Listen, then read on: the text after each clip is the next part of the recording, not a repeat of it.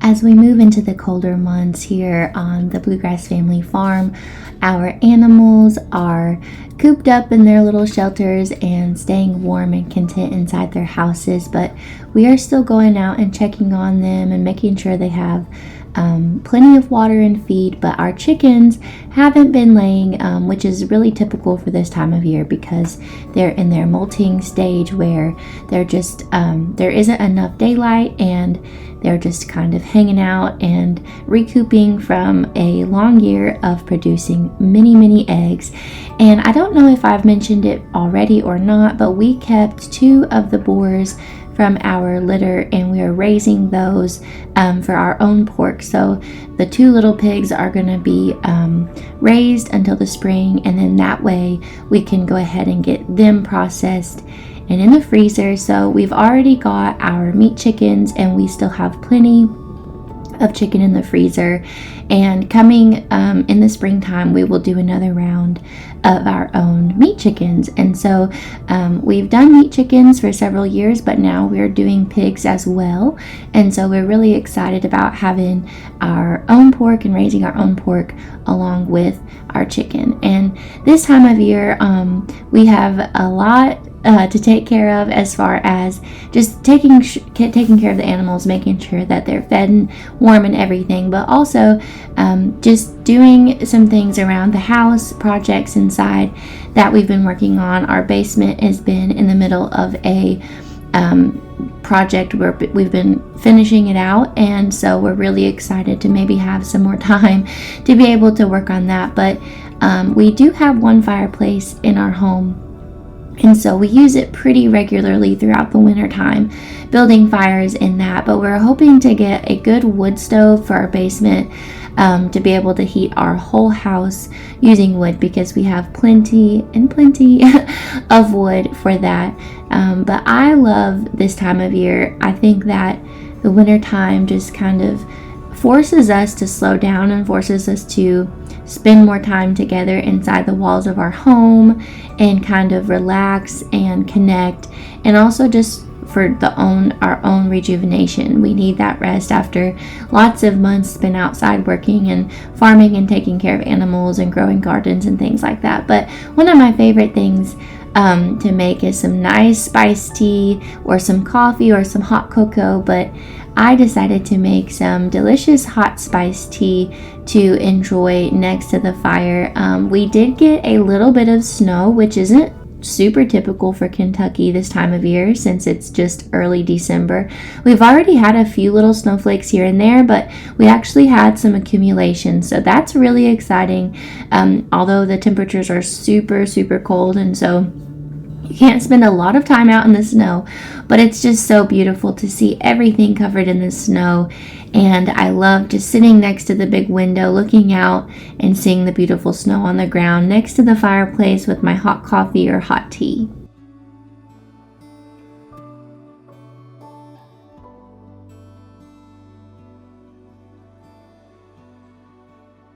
My mom started making spiced tea a few years ago, and I really love the way that it warms your body up. This is a different recipe, I believe, than what she uses, but I just add in some orange juice, pineapple juice, lemon juice, some sugar, water, black tea bags, cinnamon, and cloves. I will do my best to get the recipe for this up on the blog so that y'all can go there and download it and make it if you want. But it's a really wonderful tea to have on a cold day.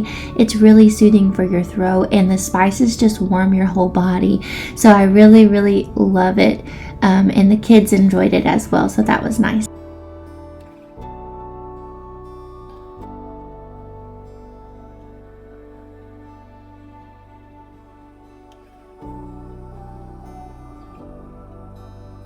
This time of year, I love to get in the kitchen and start experimenting around with baking bread. And so last year, I actually started my sourdough starter in February, or it was either January or February. I started a sourdough starter, and I did go with that for a while, probably 3 or 4 months. I did go with my sourdough starter, but honestly, everything just got so busy, and the spring and the summer came, and I just stopped feeding it, stopped messing around with it, honestly. And so I decided to go ahead and make a new sourdough starter. So this is actually just regular yeast bread, and honestly, most of the time I do just make regular yeast bread with active yeast. I love the way it turns out. It's super simple and easy. If you want to start dipping your toe in making your own bread, then I would definitely suggest just making a homemade yeast bread. I do have a recipe for this up on my blog already. I will link that below if you're interested in making it, because it is very simple and very easy. And if you're new to making bread, I think that this is definitely a good starting point for that. I did go ahead and get my starter made, like I said, my sourdough starter. So I did use a mixture of rye flour with some all-purpose flour, and then I did 30 grams of that, and then I did 30 grams of water. And I got that going, so we'll see here in the next week or so how my sourdough starter is doing. Last year I experimented around with several different starters and did finally get one to go. So we'll see how sourdough goes for me this year. It's something I really do like to do in the wintertime because we're inside more. Like I said, we have more time just to be able to kind of have fun in the kitchen and experiment around with different things. But I did go ahead and just mix this bread like I was making a sourdough. I baked it in a Dutch oven, just like I do whenever I've made sourdough in the past. This can be loaf bread, so if you want to make it in a loaf pan, you can do that. And then once you're done baking it, you can wrap it in a tea towel and slice it just like regular white bread. But honestly, anytime that I make bread in my home, it doesn't last very long. So I just decided to take the easy route and pop it into the Dutch oven as just a round ball and let it bake, because I know that we're not going to slice it and eat it as sandwich bread because it's not going to actually last that long. But this recipe makes 2, and so like I said, it's the same recipe already up on the blog. It makes 2 little round loaves of bread. And they're so delicious this time of year. I know a lot of people are eating chili and soups and things like that. So it's really yummy to have as a side to go with all of your delicious homemade soups as well.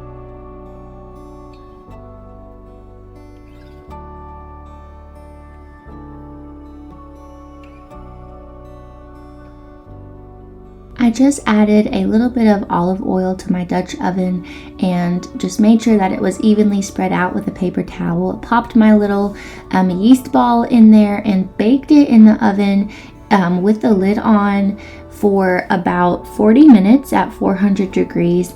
And then I took it out and wrapped it in a kind of a damp tea towel and let it just sit there and cool. And it makes it so easy to slice. It's just so good. My kids love to eat it just sliced with some butter, and that's all, as a complete meal.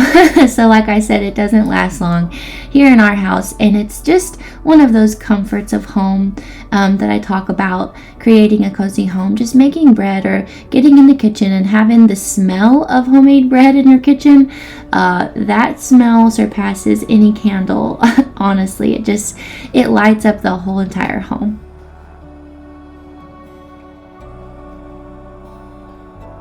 I wanted to give y'all a little tour of what the homestead is currently looking like in this season as we transition from fall to winter and everything kind of dies back. You can really see just how everything looks right now. The chicken tractors are empty. Come springtime, those will be back full of meat chickens for us to raise and process for our own meat that we can put in our freezer.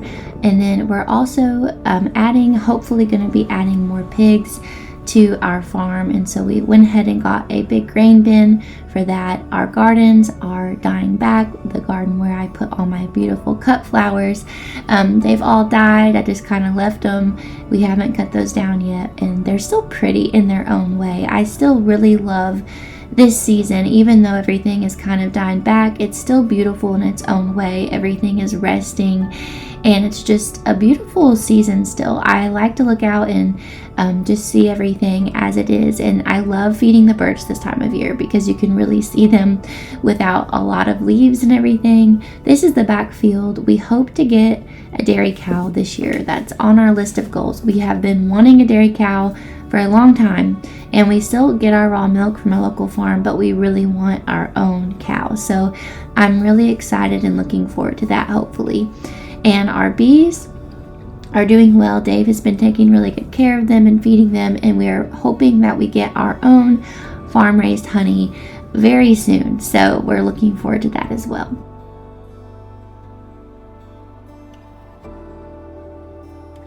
Since we moved into this house in 2021, we have added a lot of fruit trees. So we have apple trees, we have blueberry bushes, blackberry bushes, raspberry bushes, strawberry patch, peach trees, and we just tried to add different things. We've tried to add some grapevines and some nut trees as well. And so watching those kind of grow each year has been so rewarding and nice, and we're excited to hopefully get some blackberries and blueberries and things come spring and summer next year, because it is going to be a long time coming, since there wasn't really anything here on the property when we moved in as far as growing your own fruits and things like that.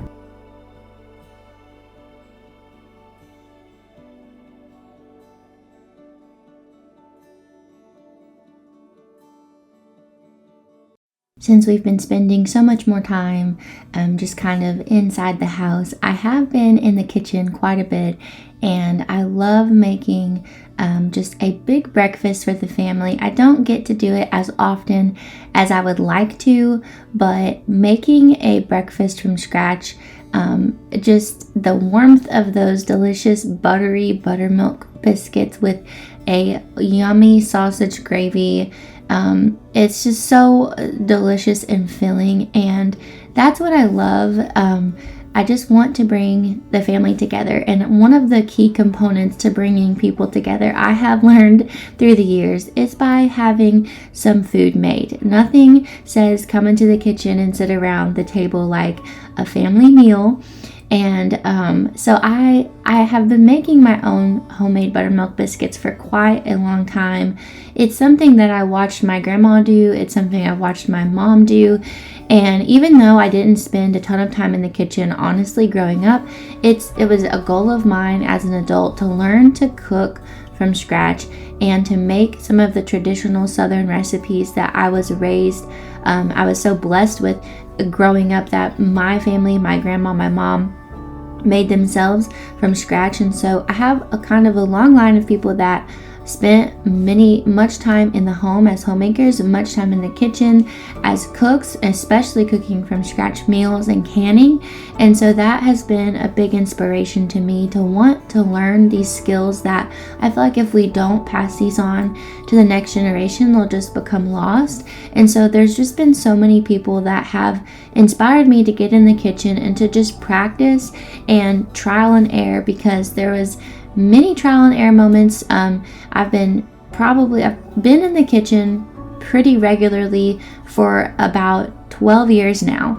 In my early 20s is when I really started getting in the kitchen and cooking and learning and reading recipes and watching cooking shows and trying to truly just take it all to heart.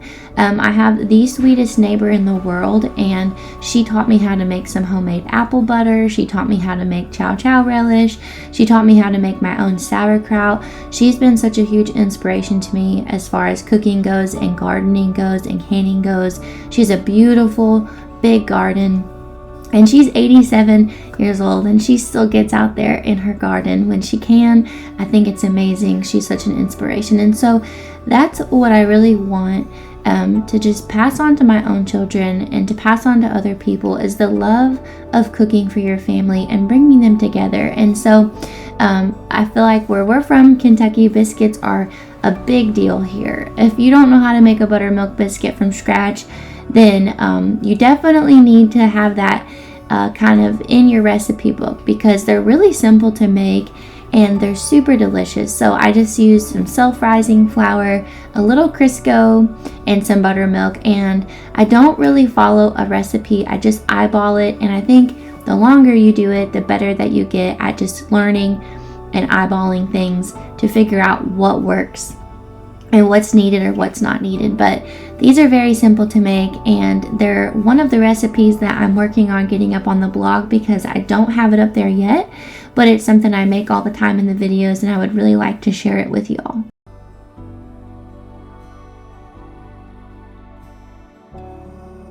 There really is something so therapeutic about getting in the kitchen and cooking from scratch meals, and that might not be the same for everyone, but I think if you're on the artistic side, then it is something that you can do that just relieves stress and is something that can bring you and your children or you and your family together, that you all can do and make memories.